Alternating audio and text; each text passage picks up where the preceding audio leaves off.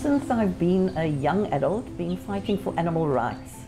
And I came across, I listened to Jane Goodall talk, and I came across a baboon sanctuary, which was outside Barrydale, where they were rescuing baboons. There is such a need in this area of the Western Cape. There is no facility for wildlife at all, and wildlife are constantly getting injured. Their habitat is disappearing at a very rapid rate, and that results in conflict. My great love is for primates, and I was at the Jane Goodall Institute in Mbombela, and that inspired me to feel that I could open a facility of this nature. It's really the need, and I've always loved animals. I wish it didn't have to be in a sanctuary. I wish we could all live harmoniously together. That would be my ideal dream.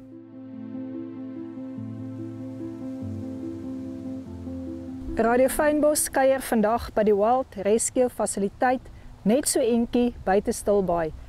Ons gaan dit geniet. Ons glo julle gaan dit saam met ons geniet.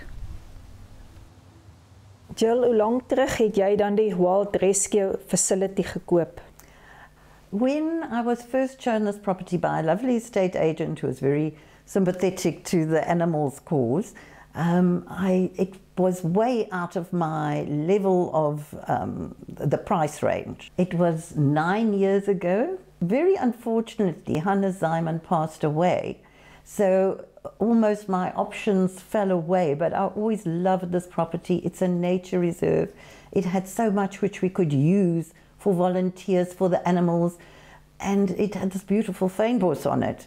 So when he passed away, I'd almost given up, but then the estate agent said, just put in an offer, and I put in an offer I could afford, or which was reasonable, and it was accepted. And they said on condition I moved in within 2 to 3 weeks. So I moved in all on my own, not knowing where I was going, with some cats who I'd promised to take from somebody.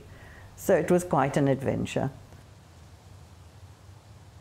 I didn't know this when I bought it, but it is a botanist's haven for all the special fynbos plants. We also have animals here, wild animals which roam freely. Our birds are free, the insects are free, and really it's protecting habitat. And protecting habitat is one of the most important ways of helping wildlife. Ja, dit is toch die hart, nee, van die fasiliteit om dit te doen. It is that it's back in nature, it is restored to nature. We constantly working on restoration here and rehabilitation of plants and animals. Jy het nou gepraat ook van die diere wat inkom, die beseerde diere, dit is meestal wilde diere. Yes, we don't work with domestic animals. Obviously we're sympathetic to domestic animals and their plight, but we only work with wildlife.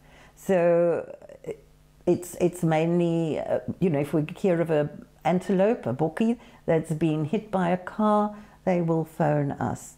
We will contact, we do have some volunteers, we call them our first responder volunteers, will actually go and help that antelope. Usually it has to go to a vet. So somebody in Stilbaai will take it to the vet. And from there we take it forward on what kind of action is needed to rehabilitate that animal.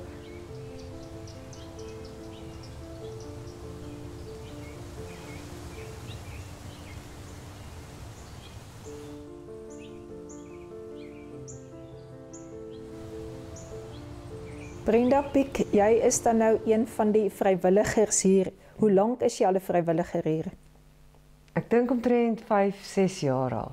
Om so aan te meld as 'n vrywilliger, moet 'n mens regtig 'n passie hê vir wilde diere en vir die natuur. Daar's mos altyd iets wat uitstaan, wat jy amper kan sê, frame en sê, dis jou passie en dit is vir jou lekker. Wat is Brenda se? Diere. Spesifieke diere? Ja, nee, enige diere. Ek is al ek dink van kleins af. My passie is, ek is ontsettend baie lief vir diere. Enige diere. Ek onthou toe ek as kind, het altyd my ma se honde by my binne in die bed geslaap. Soos ja, ek het ook 'n passie vir hierdie apies en selfs die skilpaaie. Maar met die apies ook.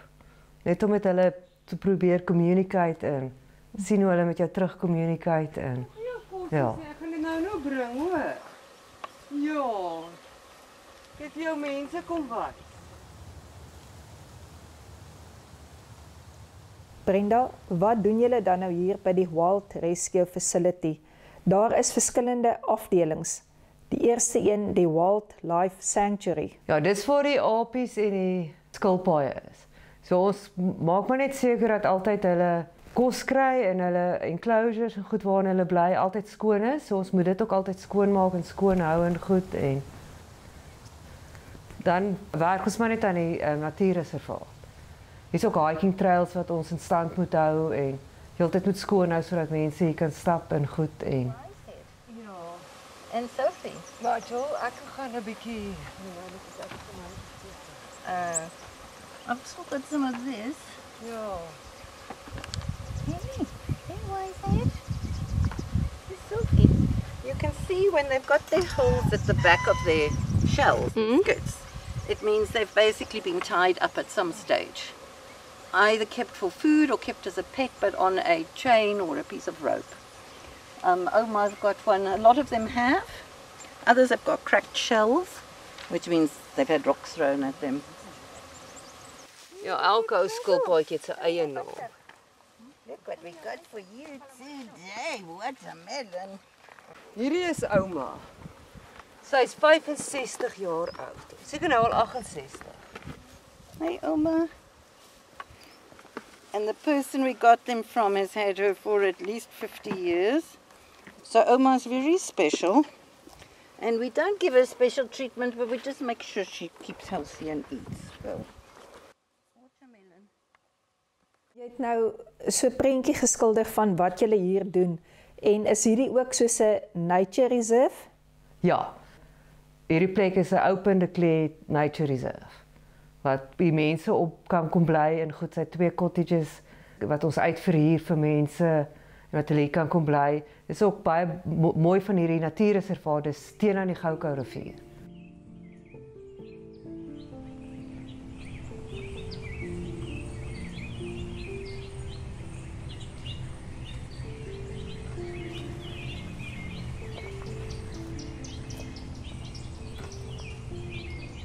Die dame wat vir Hannes gewerk het, Saartjie.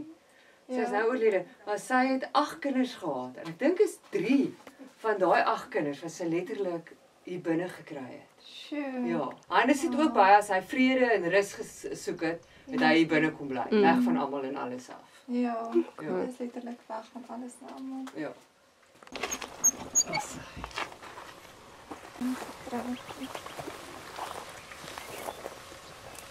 En Brenda, ook by julle kwekery, julle plant nursery. Ja. Dit is ook baie interessant, dit wat julle hier doen. Ja, ons het baie soos by ons buurman, as hy het met skape geboer en goed en dan het hulle baie keer het hulle die veld omgeploeg. En dan het ons gaan vra en het ons die plante gerescue. En dit is wat ons in ons nursery kom sit. En ons plant dit oor en dan verkoop ons dit aan mense wie ook al dit wil kom verkoop. Jill, so 'n organisasie wat julle hier het, daar moet tog baie uitgawes wees. Hoe kry julle fondse? Waar kry julle fondse vandaan?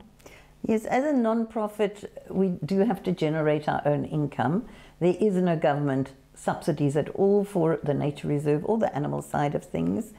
So most of our funding has come from myself as the founder, but that has now dried up, unfortunately. But I'm very happy to have spent all my savings here. But it comes from, we have accommodation which we rent out. There are 2 lovely cottages which were here, and we have a room. We also have paying volunteers who come from overseas, and they do pay to come. They come for about 2 to 3 or even longer, and they actually pay, and that's very important in our sustainability.